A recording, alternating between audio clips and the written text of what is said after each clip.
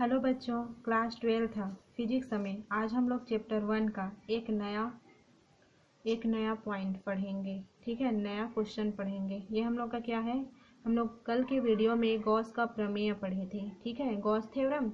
आज गॉस प्रमेय के अनुप्रयोग पढ़ेंगे। इसको गाउस भी बोलते हैं, मैं गॉस लिखी हूँ। गॉस का हम लोग अनुप्रयोग पढ़ेंगे। इसमें से पहला अनुप्रयोग क्या है, अनंत लंबाई के सीधे आवेशित तार के कारण विद्युत क्षेत्र की तीव्रता। जो हम लोग का गॉस का प्रमेय है उसके अनुप्रयोग का पहला अनुप्रयोग हम लोग पढ़ेंगे। ये हम लोग का है अनंत लंबाई के सीधे आवेशित तार के कारण विद्युत क्षेत्र की तीव्रता। ठीक है, गॉस के प्रमेय के अनुप्रयोग पहला को हम लोग देखते हैं। इस गॉस के प्रमेय का एक अलग नाम और होता है, उसको भी मैं बताती हूँ। देखिए, इसका एक और नाम होता है रेखा आवेश के कारण विद्युत क्षेत्र की तीव्रता। यह पहले बताई अनंत लंबाई के सीधे आवेशित तार के कारण विद्युत क्षेत्र की तीव्रता। दोनों में से किसी भी नाम से इस क्वेश्चन को पूछ सकता है। तो इसका देखिए पहला स्ट्रक्चर, ये हम लोग का स्ट्रक्चर है। ये हम लोग का बेलना आकार के रूप में बना हुआ है। इसमें 3 पृष्ठ है, S1 समतल वृत्तीय पृष्ठ, S2 ये भी समतल वृत्तीय पृष्ठ है, S3 वक्रीय पृष्ठ। ठीक है, और इसमें से हम लोग का ये हम लोग का एक बेलन की आकार के रूप में है। इसमें से एक रॉड हम लोग डालते हैं जिसका लंबाई है L, और जो बेलन की लंबाई है वो स्मॉल l है। यहाँ से ये हम लोग का एक बिंदु है, यहाँ पे एक मान लो बिंदु O है। ठीक है, ये हम लोग का बिंदु O है। O पर प्लस Q आवेश उपस्थित है। फिर O से यहाँ पे एक और ले सकते हैं हम लोग R दूरी पर एक बिंदु P है। ठीक है, ये विद्युत द्विध्रुव आघूर्ण होता है, वही है। एक बिंदु P है जिस पर विद्युत क्षेत्र E है। विद्युत क्षेत्र की तीव्रता ज्ञात करनी है। हम लोग का एक बेलन के रूप में चित्र बना हुआ है जिसमें S1 समतल वक्रीय पृष्ठ है, S2 भी समतल वक्रीय पृष्ठ है, S3 केवल वक्रीय पृष्ठ है, और इसमें एक रॉड है, उसका लंबाई कैपिटल L है, और जो हम लोग का बेलन की लंबाई है वो स्मॉल l है। O एक बिंदु है जिस पर प्लस Q आवेश उपस्थित है। O से R दूरी पर एक बिंदु P है जिस पर E विद्युत क्षेत्र की तीव्रता हम लोग को ज्ञात करनी है। ठीक है, यहाँ पे इसका अब हम लोग सॉल्व देखते हैं। इसमें से जो जो अभी मैं बोली उसको मान कर लिखे हैं वो है, तो आप लोग इसको देखिए।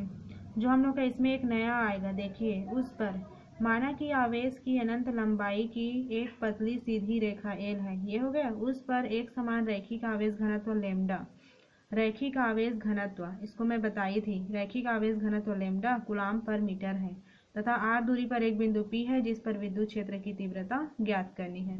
तो रेखा L को अक्ष मानकर R त्रिज्या एक बेलन हम लोग बनाए, तो बेलन के अंदर आवेश Q, ये हम लोग का ये हो गया, क्या बोलते हैं, रैखिक आवेश घनत्व। तो रैखिक आवेश घनत्व को जब हम लोग निकालते हैं तो इसका क्या होता है, जो रैखिक आवेश घनत्व है उसका, रैखिक आवेश है ना, इसका हम लोग का घनत्व रहता है, तो इसका फॉर्मूला होता है आवेश बटा लंबाई। तो यहाँ पे जब हम लोग इसका निकालेंगे तो Q इक्वल टू हो जाएगा लैम्डा L।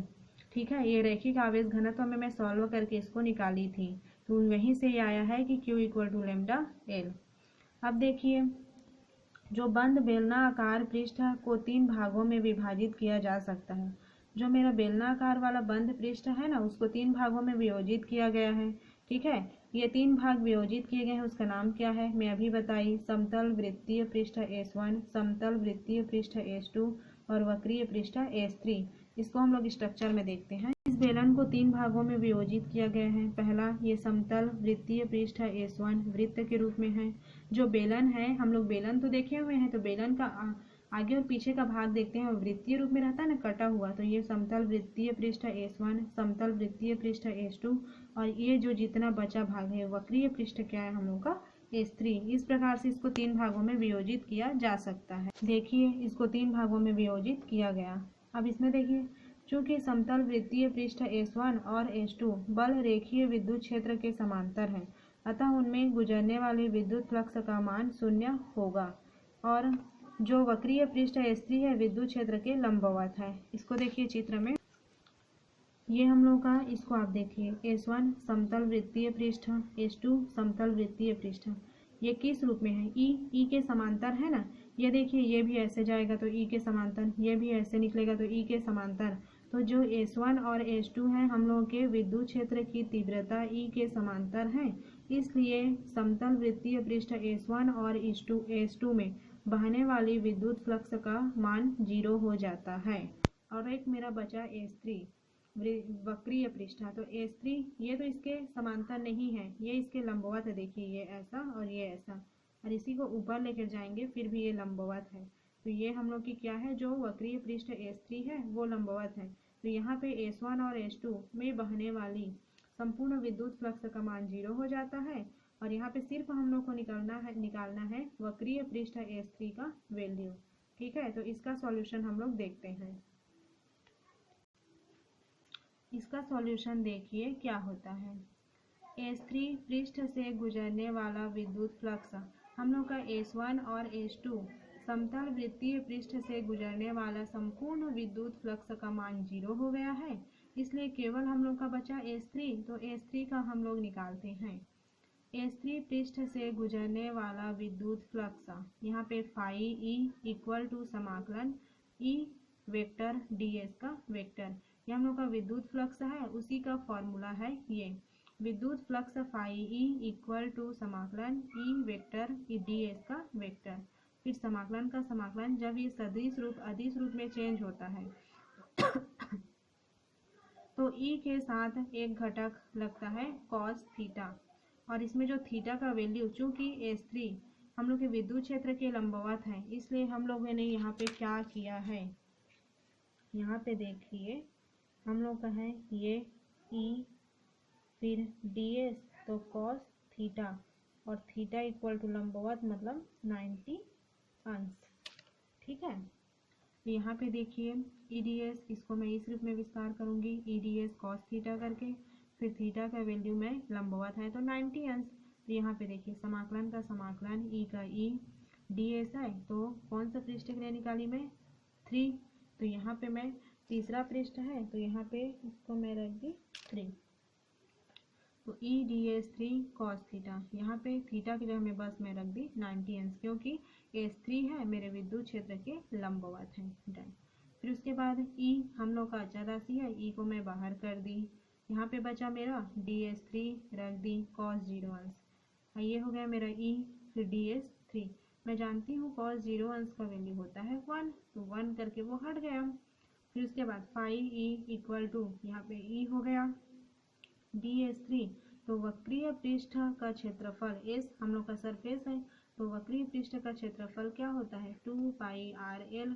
तो यहाँ पे जब इसका समाकलन DS3 वक्रीय पृष्ठ का क्षेत्रफल मेरा हो गया 2 पाई RL, तो यहाँ पे इतना के जगह में समाकलन DS3, इसके जगह मैं रख दी 2 पाई RL, 2 पाई RL, ये हो गया मेरा। फिर इसके बाद देखिए इसको मैं इक्वेशन नंबर 2 मान लेती हूँ। ठीक है, इक्वेशन नंबर फर्स्ट में इसको मान के रखी हूँ। देखिए Q equal to lambda L है ना, ये पहला, और ये हो गया मेरा equation number 2 phi E equal to E 2 pi r L. देखिए गॉस के प्रमेय से हम लोग क्या निकाले थे, phi E equal to Q upon epsilon naught. इससे पहले वाले वीडियो में हम लोग प्रूफ किए थे phi E equal to Q upon epsilon naught. ठीक है, तो यहाँ पे मैं क्या की, समीकरण दूसरा का फाई ई और समीकरण तीसरा का फाई ई, एक साइड हम लोग का क्या है राइट, लेफ्ट साइड बराबर है, तो हम लोग का जो राइट साइड है वो भी एक दूसरे के इक्वल होंगे। तो समीकरण दूसरा और तीसरा से इसको देखिए, इसको मैं यहाँ पे रखी और इसको मैं यहाँ पे रखी, समीकरण दूसरा और तीसरा से मेरा हो गया।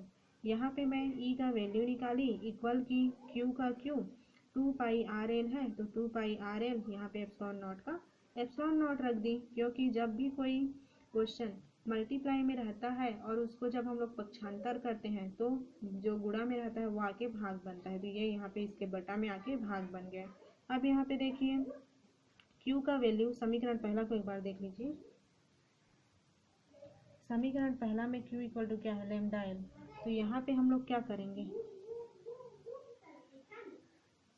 यहाँ पे देखिए E का E में रखी इक्वल Q की जगह में क्या हम लोग वैल्यू निकाले थे लेमडा एल, समीकरण पहला में Q इक्वल टू था लेमडा एल, तो यहाँ पे मैं रख दी। फिर 2 पाई आर एल का 2 pi r L, epsilon not का एप्सिलॉन नॉट, फिर E का E इक्वल का इक्वल ये देखिए ये एल और जो नीचे वाला हम लोग का एल है, ये दोनों एल आपस में कट जाएंगे। ऊपर में बचा सिर्फ लेमडा, नीचे में बचा 2 पाई आर, ये हो गया मेरा 2 पाई आर और ये एप्सिलॉन नॉट का एप्सिलॉन नॉट। तो ये हम लोग का हो गया। किसके लिए निकाले हम लोग?